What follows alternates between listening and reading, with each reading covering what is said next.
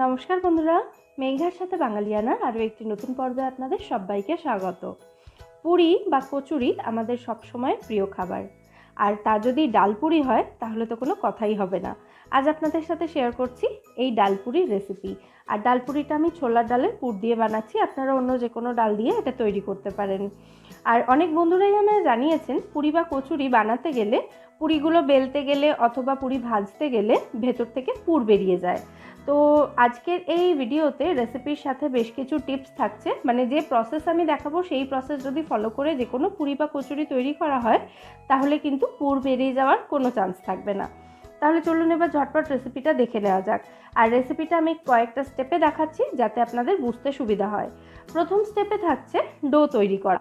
ময়দার একটা মণ্ড আমাদের তৈরি করে নিতে হবে। আমি এখানে একটা থালার উপরে রেখেছি 2 কাপ পরিমাণে ময়দা। ময়দার সঙ্গে আমি দিয়ে দিচ্ছি সামান্য নুন, হাফ চা চামচ মতো দিলাম, স্বাদ মতো নুন দিতে পারেন। আর এর সাথে দিয়ে দেব আমি 2 টেবিল চামচ মতো তেল। তেলের পরিবর্তে আপনারা ঘিও এখানে ব্যবহার করতে পারেন। নুন এবং তেলটা দিয়ে ময়দাটাকে ভালো করে ময়ান দিয়ে নিতে হবে।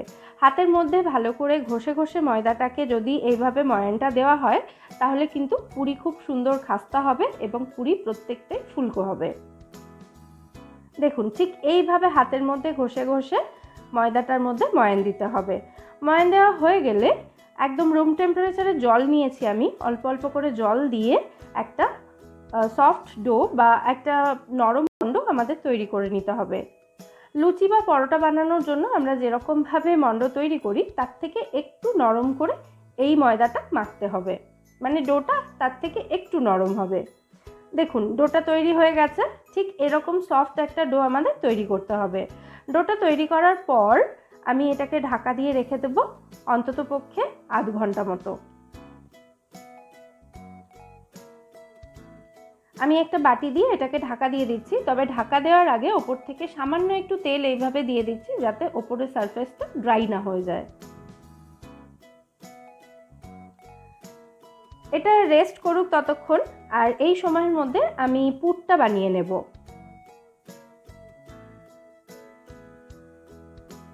সেকেন্ড স্টেপে থাকছে পুর বানানো। একটা মিক্সার জার আমি নিয়ে নিয়েছি, এর মধ্যে দিয়ে দেব ভিজিয়ে রাখা ছোলার ডাল। আমি হাফ কাপ ছোলার ডাল 3 ঘন্টা মতো জলে ভিজিয়ে রেখেছিলাম। আপনারা চাইলে সারা রাতও ডালটাকে ভিজিয়ে রাখতে পারেন। যত বেশি সময়ের জন্য ভেজানো হবে ডালগুলো তত সফট হবে এবং তত সুন্দরভাবে এটা বাটা যাবে। এবার এই ভিজিয়ে জল ঝরিয়ে রাখা ডালটা আমি মিক্সার জারের মধ্যে দিয়ে দিচ্ছি। ডালটার একটা পেস্ট আমাদের তৈরি করে নিতে হবে। আর ডালটা বাটার সময় এর মধ্যে হাফ ইঞ্চ মতো একটা আদার টুকরো এবং 2টো কাঁচা লঙ্কা দিয়েছি। এবার এটাকে একদম মিহি করে বেটে নেব। প্রয়োজনে সামান্য একটু জলও দিতে পারেন আপনারা। দেখুন, ডালটা বাটা হয়ে গেছে এবং 3 টেবিল চামচ মতো জল আমি ব্যবহার করেছি ডালটা বাটতে। ডাল বাটাটা এবার আমাদের ভেজে নিতে হবে। তার জন্য গ্যাসে একটা কড়াই বসিয়ে কড়াইটা গরম করে তার মধ্যে আমি 1 চা চামচ মতো ঘি দিয়েছি। ঘিয়ের পরিবর্তে আপনারা এখানে তেলও ব্যবহার করতে পারেন। ঘিটা মেল্ট হতে শুরু করেছিল, এই সময় আমি এর মধ্যে দিয়েছি 1/4 চা চামচ মতো হিং। হিংটা আপনারা নাও দিতে পারেন। আর হিংয়ের সাথে এখানে চাইলে হাফ চা চামচ মতো কালো জিরেও দিতে পারেন, তবে ডালপুরিতে আমার বাড়িতে কেউ কালো জিরে খুব একটা পছন্দ করে না, সেই জন্য আমি কালো জিরেটা দিলাম না। হিংটা দেওয়ার কিছুক্ষণ পর আমি ডাল বাটাটা এখানে দিয়ে দিয়েছি। আর যে কোনো পুরি বা কচুরি বানানোর জন্য ডালটা কিন্তু খুব ভালো করে মানে মিহি করে বেটে নেওয়াটা ভীষণ গুরুত্বপূর্ণ। পুর যদি স্মুথ না হয় তাহলে সেই দানাগুলো লেগেই কিন্তু পুরি বা কচুরি বেলতে গিয়ে সেগুলো ফেটে গিয়ে পুর বেরিয়ে যেতে পারে। ডাল বাটাটা দিয়ে কিছুক্ষণ নাড়াচাড়া করার পর আমি এর মধ্যে দিয়ে দিলাম স্বাদ মতো নুন, সামান্য একটু মিষ্টি দিলাম, আর 1 চা চামচ মতো ভাজা মশলা গুঁড়ো দিলাম। গোটা জিরে, গোটা ধনে, শুকনো লঙ্কা এবং তেজপাতা, এই 4টে উপকরণ একসঙ্গে শুকনো কড়াইতে ভালো করে ভেজে সেটাকে গুঁড়ো করে আমি এখানে 1 চা চামচ পরিমাণে ব্যবহার করেছি। সমস্ত উপকরণ আবার ভালো করে আমি মিশিয়ে নিচ্ছি। আর ডালপুরির এই পুরটা কিন্তু একটু শুকনো শুকনো, একটু ঝরঝরে টাইপের হবে। কিছুক্ষণ লো ফ্লেমে রেখে এভাবে যদি নাড়াচাড়া করতে থাকেন তাহলেই দেখবেন 4-5 মিনিটের মধ্যেই কিন্তু পুরটা এরকম শুকিয়ে যাবে। সেই সময় গ্যাসের ফ্লেমটা অফ করে দিতে হবে। দেখুন, একদম কিন্তু এরকম ঝরঝরে হয়ে যেতে হবে পুরটাকে। এবার আমি পুরটা নামিয়ে ঠান্ডা করতে দিচ্ছি। আর এর পরের স্টেপে থাকছে পুরিটা তৈরি করা, মানে পুরিটা বেলে নেওয়া এবং ভেজে নেওয়া। আধ ঘন্টা মতো ময়দার মণ্ডটাকে আমি রেস্ট করিয়ে সেটাকে নিয়ে চলে এসেছি। এখন একবার হালকা হাতে 30 সেকেন্ড মতো এটাকে একটু মেখে নিচ্ছি। আমি মেখে নেওয়ার পর সমান মাপের কয়েকটা লেচি আমি এর থেকে কেটে নিচ্ছি। লুচি বানানোর জন্য আমরা যেরকমভাবে লেচি কাটি তার থেকে একটু বড় সাইজের লেচিগুলো কাটতে হবে। পুরো ডোটা ব্যবহার করে আমি এখানে 15টা সমান মাপের লেচি কেটে নিয়েছি। আর পুরটাও এখন সম্পূর্ণ ঠান্ডা হয়ে গেছে। এবার আমি লেচির মধ্যে পুরটা ভরে নেব। লেচির মধ্যে পুরটা ভরার আগে ভালোভাবে খেয়াল করে নেবেন যে পুরটা পুরোপুরি ঠান্ডা হয়েছে কিনা। গরম পুর যদি লেচির মধ্যে ভরে দেওয়া হয় তাহলে কিন্তু সেই লেচি বেলতে গিয়ে অবশ্যই ফেটে যাবে। তাই পুর পুরোপুরি ঠান্ডা হলে তারপরই সেটা লেচির মধ্যে ভরবেন। আঙুলের সাহায্যে একটা লেচি এভাবে আমি বাটির মতো শেপ তৈরি করে নিয়ে তার মধ্যে দিয়ে দিয়েছি বেশ খানিকটা পুর। আমি পুরটা একটু বেশি দিয়েছি, আপনারা একটু কমও দিতে পারেন চাইলে। তারপর লেচির মুখটা বন্ধ করে দিয়ে 2 হাতের তালুর মধ্যে রেখে এভাবে একটু চ্যাপ্টা করে নিতে হবে। চ্যাপ্টা করে নেওয়ার ফলে ভেতরে যে পুরটা রয়েছে পুরটা পুরো লেচির মধ্যে সমানভাবে ছড়িয়ে যাবে চারিদিকে। আর লেচিটা যখন আমরা বেলবো তখন পুরটা আর বেরিয়ে যাবে না লেচি ফেটে গিয়ে। একই রকমভাবে আমি আরও কয়েকটা লেচিতে পুর ভরে রেডি করে নিয়ে তারপর সেগুলো বেলে দেখাচ্ছি আপনাদেরকে। আর প্রত্যেকটা লেচিতে পুর ভরার পর এভাবে 2 হাতের তালুর মধ্যে রেখে সেগুলোকে চ্যাপ্টা করে নিতে কিন্তু একদম ভুলবেন না। লেচিগুলো বেলে নেওয়ার জন্য আমি এখানে রুটি বেলার চাকি বেলন নিয়ে চলে এসেছি।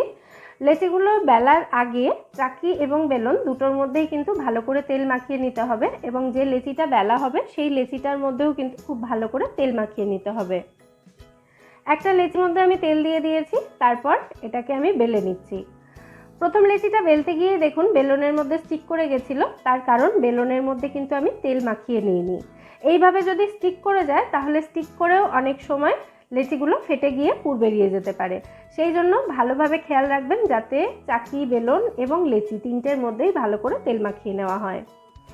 আর এই লেচিগুলো আমি যখন বেলছি দেখুন একবার এভাবে উপরে টানছি, একবার নিচে টানছি। এইভাবে বেলে কিন্তু লেচিগুলো ফেটে গিয়ে পুর বেরিয়ে যাওয়ার কোনো রকম চান্সই থাকবে না। প্রথম লেচিটা বেলে আমি রেডি করে নিয়েছি, সেটাকে আমি থালার মধ্যে তুলে রাখলাম এবং একই রকমভাবে আরও একটা লেচি এখানে আমি বেলে দেখিয়ে দিচ্ছি। দেখুন ঠিক একই রকমভাবে কিন্তু এই লেচিটাকেও আমি বেলে নিচ্ছি। এইভাবে বেশ কয়েকটা লেচি বেলে নিয়ে তারপর আমি সেগুলোকে ফ্রাই করে দেখাচ্ছি। পুরিগুলো ফ্রাই করার জন্য একটা কড়াইতে আমি পর্যাপ্ত পরিমাণে তেল গরম করে নিয়েছি। এখানে তেলের সঙ্গে আপনারা একটু ঘিও মিশিয়ে দিতে পারেন, আমি শুধু তেলই ব্যবহার করছি। আর তেলটা খুব ভালো করে গরম করে নেওয়ার পর গ্যাসের ফ্লেমটা মিডিয়াম রেখে তারপর বেলে নেওয়া পুরিগুলো এই তেলের মধ্যে ছাড়তে হবে। পুরিগুলো তেলের মধ্যে দেওয়ার পরেই একটা ছান্তা বা স্প্যাচুলা দিয়ে এভাবে তেলের মধ্যে পুরিগুলোকে চেপে রাখলেই দেখবেন পুরিগুলো খুব সুন্দরভাবে ফুলে উঠবে। আমি যে কটা পুরি এখানে ভেজেছিলাম সব কটা পুরি আপনাদেরকে দেখিয়ে দিচ্ছি ভাজার সময় কীরকম ফুলেছিল। একটু ফাস্ট ফরওয়ার্ড করে দেখিয়ে দেবো যাতে বুঝতে সুবিধা হয়। আর পুরিগুলো ভাজার সময় গ্যাসের ফ্লেমটা কিন্তু অবশ্যই মিডিয়াম রাখতে হবে। বারবার উল্টে উল্টে পুরিগুলোকে ফ্রাই করে নিতে হবে। প্রথম পুরিটা এখানে একদম রেডি হয়ে গেছে ফ্রাই করে, এটাকে আমি তেল থেকে তুলে নিচ্ছি। ভালো করে তেল ঝরিয়ে তারপর চাইলে একটা টিস্যু পেপারের মধ্যে আপনারা তুলে নিতে পারেন। একই রকমভাবে আমি আরও একটা বেলে রাখা পুরি তেলের মধ্যে দিয়ে দিলাম। তেলের মধ্যে দেওয়ার পরই ছান্তা দিয়ে দেখুন পুরিটাকে আমি তেলের মধ্যে চেপে দিচ্ছি, তাতেই কিন্তু পুরিটা খুব সুন্দরভাবে ফুলে উঠবে। এই সমস্ত টিপস আর ট্রিক্সগুলো যদি আপনারা ফলো করেন তাহলে যে কোনো পুরি বা কচুরি কিন্তু একদম পারফেক্ট হবে। দেখুন এটাও কিন্তু খুব সুন্দর ফুলেছে। এবার একটু ফাস্ট ফরওয়ার্ড করে আমি দেখিয়ে দিচ্ছি যে কটা পুরি আমি ভেজেছিলাম 9টা পুরি আমি এখানে ভেজে দেখিয়েছি। আর প্রত্যেক কটা পুরি কিন্তু ভাজার সময় খুব সুন্দরভাবে ফুলছে।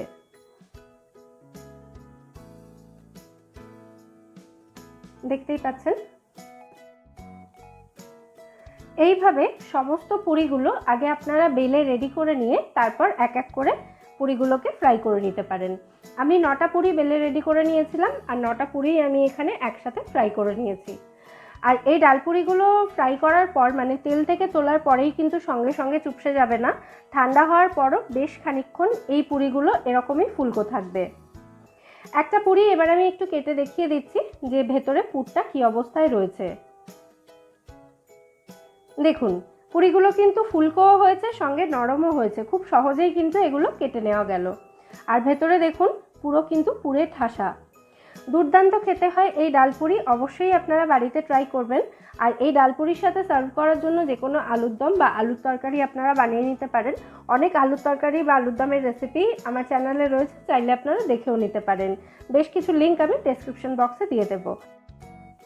আর আজকের এই ডালপুরির রেসিপিটা বাড়িতে ট্রাই করে অবশ্যই আমায় জানাবেন রেসিপিটা আপনাদের কেমন লাগলো।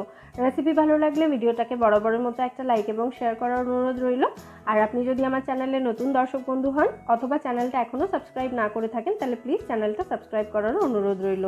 ফিরে আসবো নতুন কোনো রেসিপি নিয়ে। সবাই সুস্থ থাকবেন, ভালো থাকবেন এবং সবাইকে খুব ভালো রাখবেন।